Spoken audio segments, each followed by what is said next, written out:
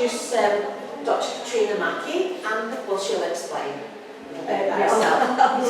Explain everything. Yeah. So good morning, everybody. Can you all hear me at the back all right? Yeah. So I've been working with colleagues at Oxford Brookes University for the last year and a half or so to explore the experiences of women in Manx politics. And we're a multidisciplinary team, so we're bringing together expertise in law, including Manx law, in Manx history, in gender studies, and we were lucky enough to be awarded funding from Culture Vannin towards part of the project. So I'm going to give you a little bit of context before I explain what the project set out to do. Okay, so between 1919 and 2023, 23 women have served as members of the House of Keys, 13 of whom were first elected between 2003 and 2021. So the number of women in the Keys at any one time varied over the course of the 20th century from none to a maximum of 4 between 1974 and 1976. Now in 2016, Lord Lisvane was commissioned to write a report on the functioning of the branches of Tynwald, and at that time there were only 2 women in the House of Keys, Brenda Cannell and Kate Breacoft, and 1 woman in the Legislative Council, Claire Christian. Now Lisvane identified the lack of diversity in Tynwald as a significant problem, although he didn't have any specific recommendations to deal with it. But in the 2016 general election, just a few months after his report was published, 5 women were elected to the Keys. And in 2018, 5 women were appointed to the Legislative Council. And at the last general election, 10 women were elected to the Keys. So 2021 saw the greatest proportion of women standing for election. 24.6% of candidates were women. And it also saw the greatest success rate among women who were standing. So 62.5% of women candidates were successful. Now this is significantly higher than in previous years. Now when we began thinking about this project in the summer of 2021, there were only 5 women in the Keys. And by the time we really got going, there were 10. And we saw this as a bit of an opportunity to explore why we suddenly see so many women standing for the Keys, and to explore their experiences as women in politics. So with this project, we have set out to highlight the lack of gender diversity in Manx politics, both historically and today, to explore the experiences of women in Manx politics from the late 20th century onwards, to identify barriers to women involved in becoming involved in Manx politics, and to find ways of removing those barriers and to encourage more women to stand for election to the Isle of Man. So that is our impact. Back to our last speaker. And we also wanted to look at how our work on the Isle of Man might be applicable to other small democracies, particularly small democracies that don't have a party political system similar to the Isle of Man. We do have a project website. If you just Google Women in Manx Politics, you'll find the website information about the project and a link to the project blog as well.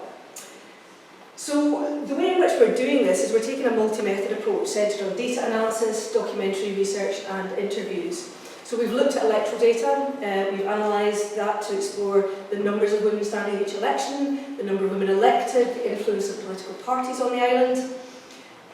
The documentary research includes examining evidence from Hansard, election manifestos, Isle of Man newspapers, online material, and these have provided information on electoral candidates and their campaigns and the evidence of the way in which women have been viewed both in the media and in Tynwald. And we've actually explored attitudes to women through an analysis of 2 specific debates through Hansard. One, the debate about allowing women to serve on Manx juries, which ran from 1920 to 1980, when the jury bill was finally passed. So women could not serve on a Manx jury until 1980. And this allowed us to explore the attitudes of Tynwald members, both male and female, towards women and the extent to which these views changed over the years. And I spoke about this at one of last year's UCM talks, so if you want to find out a bit more about that, that's available online. The second debate, and the one that I'll be talking about a little bit later on today, was the debate centring on the Sexual Offences Bill. And this took place between 1987 and 1992. And one of the key proponents of that bill was Hazel Hannon, one of only 2 women in the Keys in 1987, and the only women in the Keys after the 1991 general election. And that helped us explore attitudes to women MHKs as opposed to women more generally in the chamber. And I'll give you some examples of this later on. We also set out to conduct a series of semi-structured interviews with women who had spent time as members of the House of Keys. We had a list of core questions, but the idea really was to allow the conversations to develop as naturally as possible, to give participants the space in which to share their own experiences. And we weren't trying to draw generalisations from the interview evidence, simply to let the women speak to their own experiences. But there were some occasions where experiences were clearly shared between a number of women. And in addition to the interviews, we've conducted 2 focus groups, one comprising family members of women MHKs to look at the impact on the family more broadly, and one comprising women who had considered standing for election, but ultimately decided not to look at what their thinking was. So what I'd like to talk to you about today is one element of the experience of women in Manx politics, and that is their experiences in the political chamber. And I should stress that we're still in the process of writing this up, so our findings aren't yet complete. And I'm going to talk about these 3 aspects of life in the chamber, beginning with the architecture of the chamber. And I have spoken about this before, so some of you may find this bit a little familiar. So, research elsewhere has shown how political spaces can contribute to a sense of who the political chamber was made for, who it was made by, and therefore who can speak most legitimately within that space. And Winston Churchill famously noted in 1943 that we shape our buildings and afterwards our buildings shape us. And he was arguing that the House of Commons chamber should be rebuilt after the Blitz in exactly the same way as it had existed previously. And research by Rosa Malley into the physical environment of the House of Commons has shown that some MPs felt that the environment of the chamber, the environment that the chamber engenders, is similar to that of an old boys club or an elite school, which can be exclusionary and intimidating to some members. And it was also felt that this type of space helped to reinforce certain types of behaviour and to legitimise a traditionalist approach to politics and political systems. The space is relatively small, it's relatively intimate, and the layout is quite confrontational, and the space is very echoey. And one MP noted that it made it difficult for quietly spoken, considered and consensual politics. Now, the architecture of the House of Keys can also be explored in this way. The current layout of Tynwald Court has been in place since 1894, and that of the House of Keys that you can see here since 1909, well before women were allowed to stand for election. And the format, whereby members sit in 2 rows facing each other across the room, exemplifies what you might call a masculine conception of politics as a space for robust debate and challenge with identifiable winners and losers. It invites certain forms of contact which align with particular conceptions of masculinity. It doesn't naturally stimulate quietly spoken, considered and consensual politics. Now, when the parliamentary estate was expanded in the 1970s, Tynwald agreed to the construction of a separate room for lady members. The Speaker noted that they would be able to provide for the legislature accommodation which, in the course of time, will prove to be of benefit not only to the members who sit in this House, but to the people they represent, because we are creating conditions in which members can work, and in which our lady members can relax or carry out their responsibilities and so on. Now, 3 women had been elected to the House of Keys at the previous election. Catherine Cowan and Elspeth Quayle were each serving their first terms. Jean Thornton Dewsbury was serving her second term. And this was the first time that more than 1 woman had sat in the Keys, and this may be what precipitated the discussion about the need for a separate members' room for women. Jean Thornton Dewsbury, in particular, was keen to see the establishment of a lady members' room, noting that even as chair of the Board of Education, she currently had no private space to work in. To have the lady members' room and to be able to withdraw there is a tremendous help. and I would like to say how greatly, as chairman of a board, I appreciate it. By 1989, however, there was considerable opposition to having a lady members' room, both for the men and the women in Tynwald. In a debate about making the best use of space in the building, Mr. Brown noted that we have a members' reading room and we should all share it. We're all members together. To have one room set aside with respect for 2 lady members is an absolute waste. And he made the point that the women in Tynwald used the members' reading room in any case. Hazel Hannon supported this move, noting that in this day and age, it is totally outdated and outmoded and should be done away with post haste. Mr. Brown saw it as a waste of space. Mrs. Hannon saw it as reinforcing a division between genders. The ladies' members' room was removed. Now, exploring the role of seating within the chamber also highlights gendered experiences from the late 19th century to the present. During a discussion in the House of Keys in 1880 about expanding the franchise, Mr. Sherwood noted that in addition to supporting votes for women, he would also support women being admitted to the Keys as members. However, they would require some larger seats to be made. If the representation was to be acted upon a proper basis, the seats would have to be made to suit. Mr. Farrant further commented, to roars of laughter, that to admit ladies as members of the House of Keys would at all events be putting representation on a broader basis. Now, while these comments weren't made in seriousness, it is true that the furniture of the chambers is designed to suit men's bodies and men's experiences rather than women's. One of our participants highlighted the fact that the seating in the chamber today is clearly designed for men, noting that the desks are set too far away from the chairs for many women to use them comfortably, because for a woman to be able to use the desk, you've got to be right on the edge of the seat. They're also very large and very heavy. The springs and the stuffing have gone out of many of the seats, resulting in some women bringing in cushions. The seating in the chamber is in stark contrast to other places of employment where there's a requirement for seats to be adjustable. Some women also bring in blankets to keep warm because the air temperature is often too cold for them. Requests to turn off the air conditioning or shut the door are sometimes met with comments from male MHKs saying they're not cold. As one participant noted, the men, they've got their jackets on, they're bigger. They seem to stay warmer for longer. The portraits of former speakers adorn the walls of the House of Keys, normalising the space as a masculine environment. One participant noted that while showing a group of school children around the chamber, one of them asked, "Where are all the girl pictures?" Now, one of the things we wanted to do was explore the way in which women were treated in the political chamber.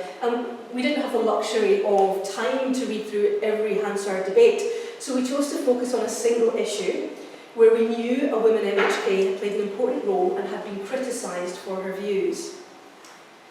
Between 1987 and 1992, there were numerous debates relating to a proposed updating of the 1967 Sexual Offences Bill. And I'll just issue a trigger warning here for some deeply misogynistic and homophobic attitudes. So let me start by giving you some context for this. So at the time of the debates, 1987 to 1992, the following women were in Tynwald. Betty Hanson was in the Legislative Council, but only until 1998. She'd previously been an MHK. Julia Delaney was MHK for Douglas North from 1986 to 1991. And Hazel Hannon was MHK for Peel from 1986 to 2006, and she was Minister of Education at the time the bill was passed. Now, Hazel Hannon is a key player in this set of debates, and I'll explain why in just a minute. Now, the Sexual Offences Bill was brought to the House of Keys in 1987 in an effort to update the Act from 1967, which most members agreed did actually need updating. Now, for reference, 1967 was the year in which the UK updated its Sexual Offences Act and partly decriminalised same-sex sexual activity in England and Wales. Now, one aspect of the need for this updating related to the European Convention on Human Rights. Because in 1982, a case had been brought before the European Court of Human Rights regarding Ireland's legislation against homosexual acts in private. The court found that the Irish law contravened the right to privacy under Article 8 of the European Convention, and it was therefore clear that the Isle of Man's 1967 legislation was also in breach of the European Convention. And while it might seem that this ought to have been quite a pressing issue, in fact there was significant opposition to the decriminalisation of homosexuality in Tynwald, and it took 5 years and 2 select committees before the Act was finally passed in 1992. Now, the timeline of the debates is a little bit convoluted, but it does provide important context, so please bear with me here while I go through it.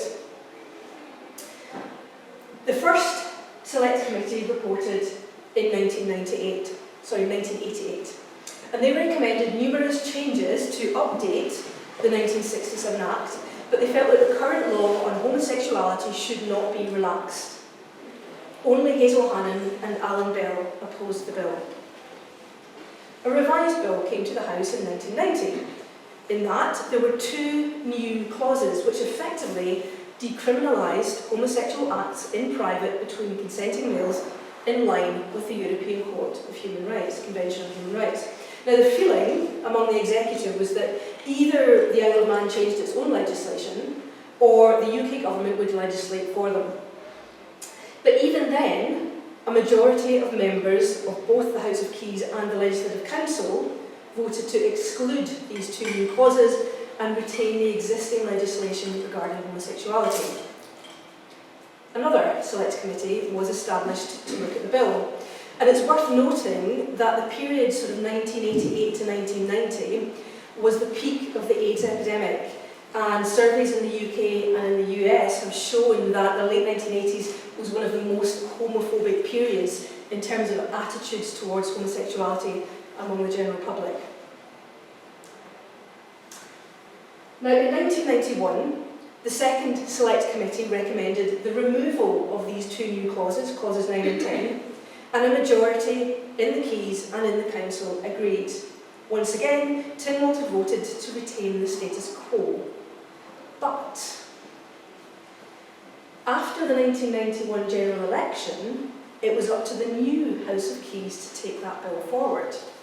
And the Chief Minister at the time, Miles Walker, took the opportunity to add back in clauses 9 and 10. And the 5 new members of the House of Keys made all the difference, and decriminalisation was finally approved by 13 votes to 11 in the Keys in May 1992. Now, the timeline and the voting record of this bill demonstrate the highly contentious nature of the debate on the island, and also the importance of individual politicians in the absence of a party political system. Hazel Hannon played a key role in the debates over the course of these 5 years for a number of reasons. Firstly, she moved an amendment to the bill to include the offence of rape within marriage. Now, while this amendment was broadly accepted by Tynwald members, Hannon had very strong views about 2 other key issues which pitted her against the majority of Tynwald members, including the only other woman in the Keys at the time, Julia Delaney.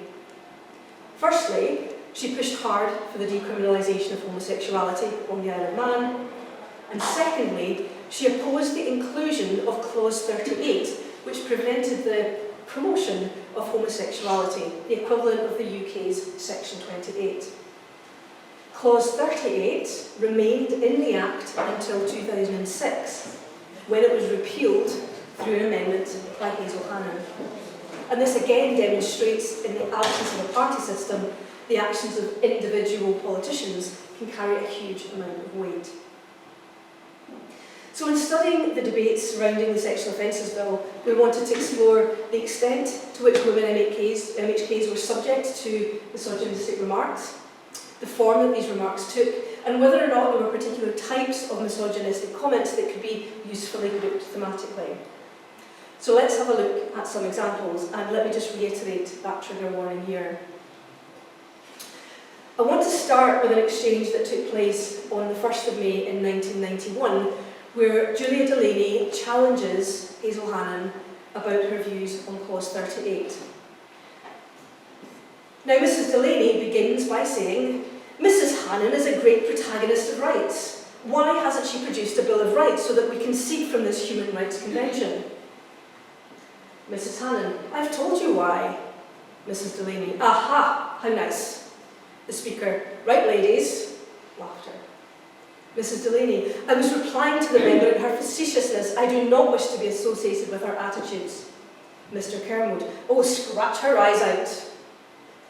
Mrs. Delaney, "No, I do not scratch her eyes out. I stand on my own 2 feet, as any other member here." The Speaker, "Honourable member, just concentrate on what we are doing." "Yes, indeed, sir. And try and avoid starting these little battles." Mrs. Delaney, "I was doing very nicely, Mr. Speaker, until the member intervened." So there are a number of noteworthy examples in this one exchange. We can see that both women are demeaned by the Speaker and the other members when he says, "Right, ladies," followed by laughter in the chamber. And the issue of 2 women arguing is then followed by Mr. Kermode commenting, "Oh, scratch her eyes out," which again is followed by laughter. Now here, "scratch her eyes out" is used as a trope of female aggression, similar to hair pulling. And we can see from Julia Delaney's response, "No, I do not scratch her eyes out. I stand on my own 2 feet, as any other member here," that she's distancing herself from this sexist remark, and from Hazel Hannon, and making the point that she plays the same role as any other member of the House, and plays by the same rules as any other member of the House. The Speaker then chastises Mrs. Delaney, imploring her to avoid starting these little battles. A little battle, presumably, because it's with another woman, and thus seemingly inconsequential. And we might also explore Mrs. Delaney's remarks more fully. She calls Hannon's remarks facetious, belittling her and drawing on tropes that suggest women lack the seriousness to engage in matters of the law. She then distances herself from Hannon. "I do not wish to be associated with her attitudes." And in doing so, she's also distancing herself from the perceived femininity of the Human Rights Project. Human rights are often cast as weak or soft and thus feminised. There is actually another reference to scratching eyes out in a 1989 debate on a different bill, again made by Phil Kermode and again directed at Hazel Hannon. And it comes in an exchange between Hazel Hannon and Walter Gilby in the House of Keys. At one point, Mr. Gilby says, seemingly in frustration, "I do not know what you want to do." Mr. Kermode retorts, "She'll scratch your eyes out, Walter." Mr. Gilby, "She seems to be trying." Mrs. Hannon, "I have not even started yet, Walter." Now, in her reply, Hannon, unlike Julia Delaney, leans into this sexist remark rather than distancing herself from it. In doing so, however, like Julia Delaney, she demonstrates that she's more than able to stand up for herself. While Julia Delaney was determined to disassociate herself from feminine tropes, Hazel Hannon is trying to reclaim such tropes as a form of power. So across these 2 examples, we see 2 different approaches to women's role in society.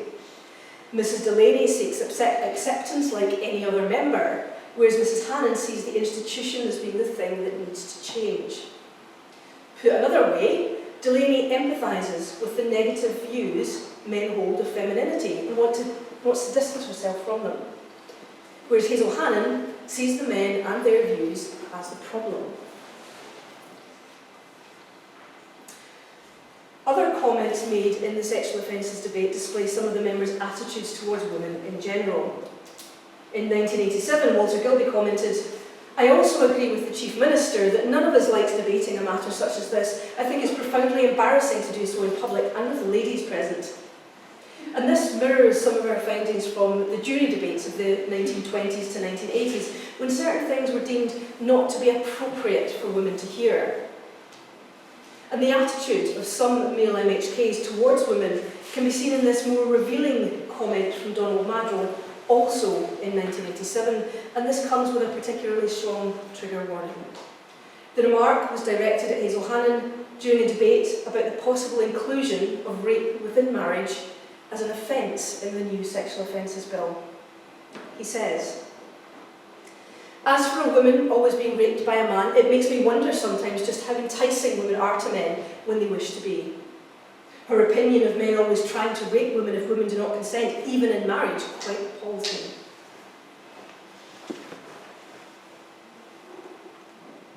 The differences between men and women are further highlighted by Brigadier Butler in 1991 in a discussion about whether homosexuality should be decriminalised. He noted that the nature of the male sex drive is different to the nature of the female sexual drive. "I have to say that in many ways the female sexual drive, and I'm sorry to be speaking about these things, and if I offend anyone, excuse me, but it is of a much more noble character, frankly, than the male sex drive." Here we see masculine and feminine tropes emerging in opposition, as Butler contrasts ignoble masculine sexuality with feminine sexuality, which he considers to be of a much more noble character. While there were some men in the House of Keys who supported decriminalisation, it's possible that playing into some of these masculine tropes, that powerful male virility and a voracious sex drive, that meant it was much easier for a woman to promote decriminalisation than it would have been for a man. A man putting forward such legislation could easily have come under suspicion of being homosexual himself. In that same debate, John Corrin makes reference to the fact that as a woman, a wife and a mother, Hazel Hannon ought not to hold particular views.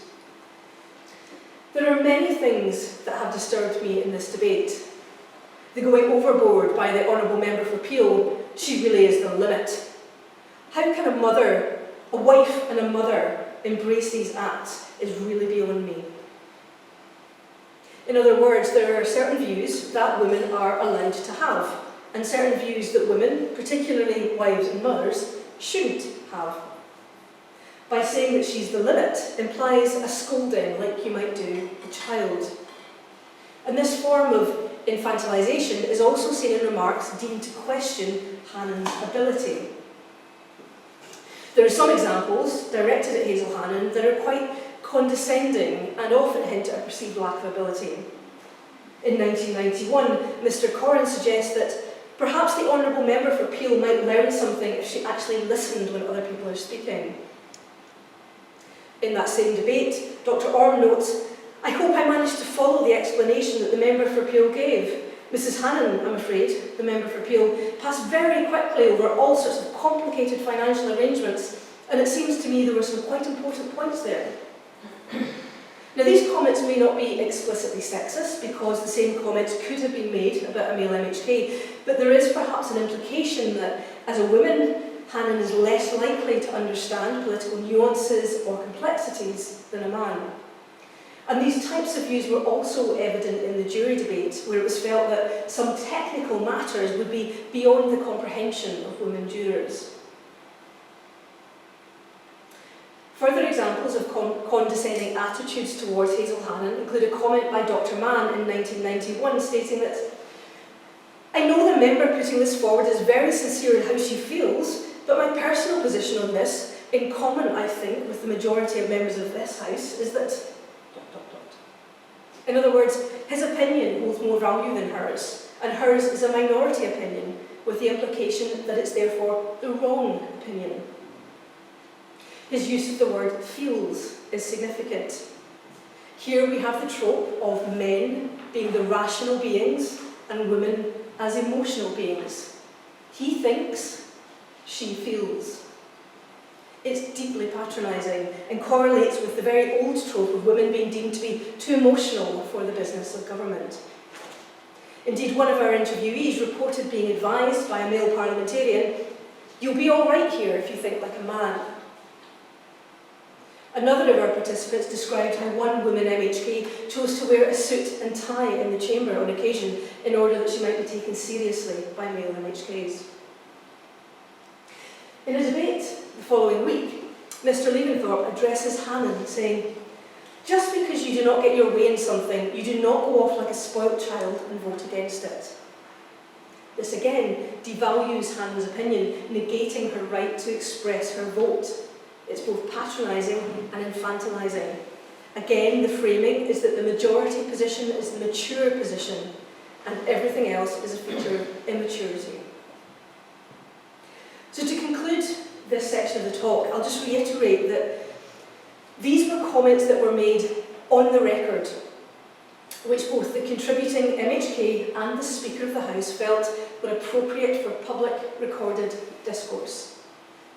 These attitudes and the manner of expressing them were clearly deemed to be broadly representative, or at least respectable positions to hold. They were within the Overton window of political acceptability at the time. Now, one issue that repeatedly emerges in the academic literature around women in politics is that when women become parliamentarians, they remain subject to broader cultural norms as to their responsibilities as women, and that these norms can be in tension with those of an institution which is structured around the cultural norms which apply to men. And I just want to touch very briefly on this because it's still a work in progress. The second shift, where women routinely take on the bulk of childcare and household responsibilities, sits uncomfortably within a system designed by men and for men, where long sittings and late sittings are routine. A number of women flagged up the problematic timing of the sittings, for example, and there was a feeling that issues around childcare didn't seem to impact upon men, even those who also had young children. One participant noted that there are a few men in here who have family, but they're not the main organiser, childcare provider. They're not the one who works out how to get the children from school to activity, to bath and bed. Another made the point that the impact of tending to family and household duties takes time and energy that most men don't have to deal with before turning up for work in the morning. Men are frequently the recipients of this second shift, and this may put them at an advantage in the workplace. Of course, this applies to all workplaces, not just the political realm. Some of the women we interviewed felt strongly that childcare commitments should be accommodated in the political environment, while others felt they should not. And with the recent increase of women in the Keys, we've begun to see these traditional working practices being more frequently challenged. In May this year, there was a debate on the standing orders, and members voted for sittings to begin at 10 rather than 10:30 and to end by 6:30 rather than 8 p.m. But recommendations to alter the sitting dates in line with half-term holidays were voted down.